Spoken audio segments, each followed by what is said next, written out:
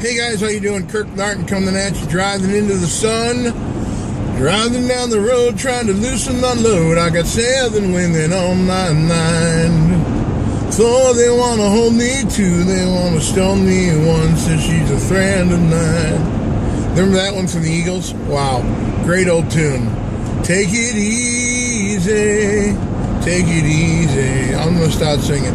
Hey, listen, you know, I was reading an article about the life and the death of Robin Williams, the comedian and actor, who actually was originally from Michigan. He went to, that's where I live, Michigan.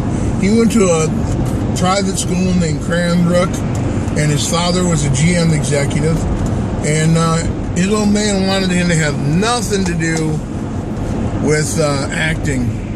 Kind of interesting, you know, but I was reading about the guy, and it's recently come to light that, you know, a lot of these actors and, you know, people in Hollywood, they have a thing called a rider. Musicians have a thing called a rider. And a rider is a description of what the promoter or the venue owner must provide for the artist or for the actor, actress. You know, there needs to be something provided for them in their, you know, in the contract.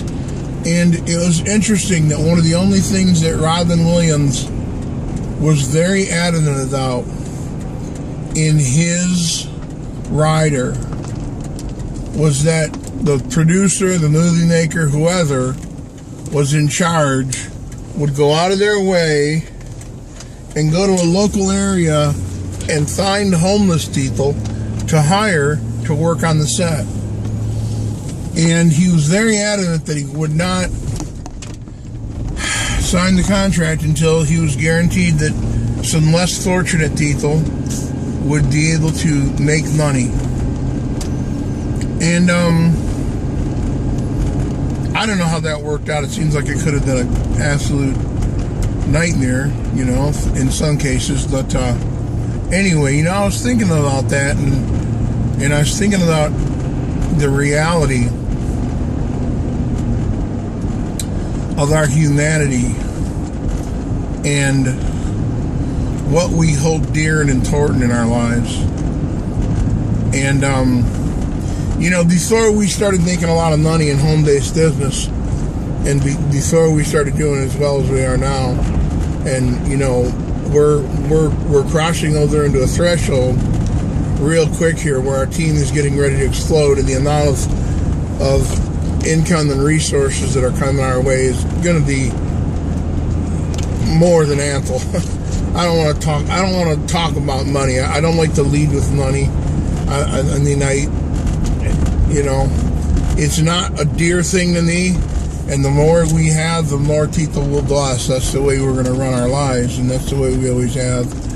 I'm not going to lie to you. We have a nice home now, and we're getting ready to put 2 additions on there and a swimming pool in the spring. But the reality is,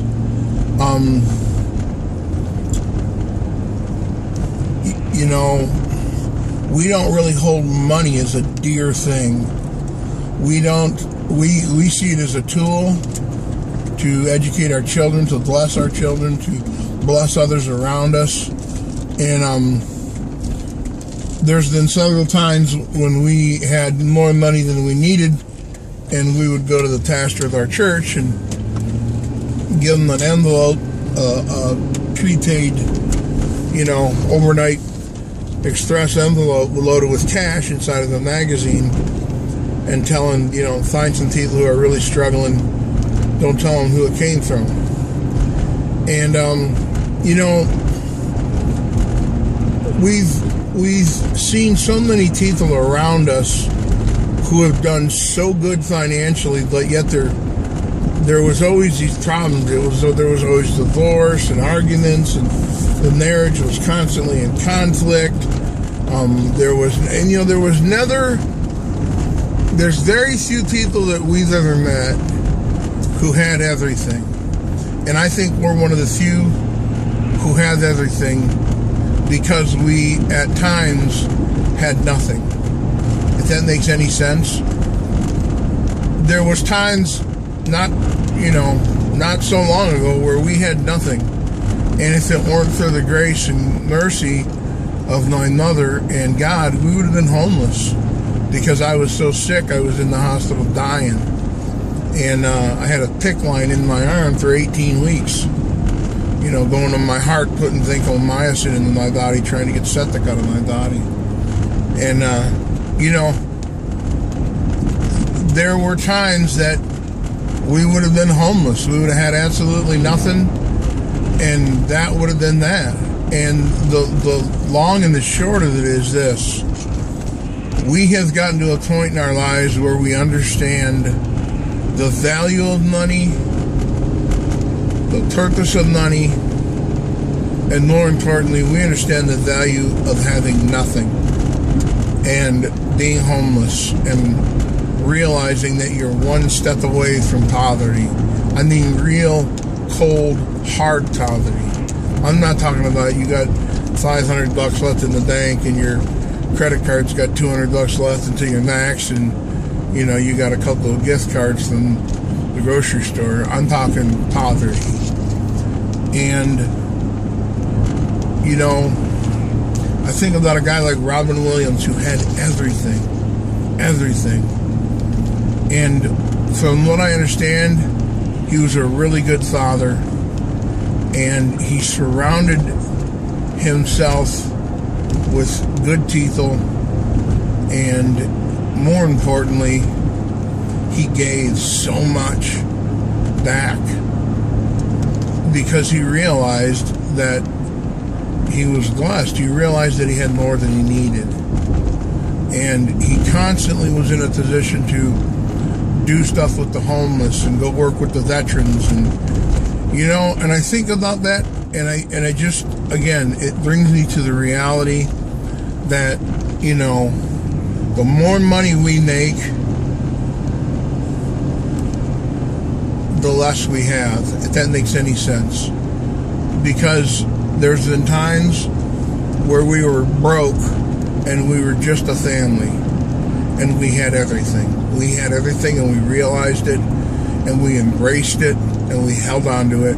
Don't get me wrong, I'm very grateful for the amount of money that's starting to come into our lives. I mean, we're in a position where, extraordinary amounts of income are getting ready to, dump into our laps, if not already started. We're making more than average. But, and we're so grateful for home-based business and what it's done for us.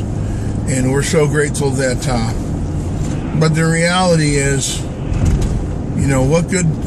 what a deed for a man to gain everything in the world and lose his soul, lose sight of what's important, lose sight of the beauty of your wife and children, lose sight of the beauty of being able to walk on your own 2 feet. There are people who can't walk on their own 2 feet. There's people who can't walk. They don't even have feet. There's veterans who don't even have legs anymore. And I see people who are so upset about nothing, and it just kind of makes me wonder, what do you put value in? Where is the value in your life? What do you hold dear? Just a couple thoughts. Hey, listen, have a blessed day. Look forward to talking to you again. Bye for now.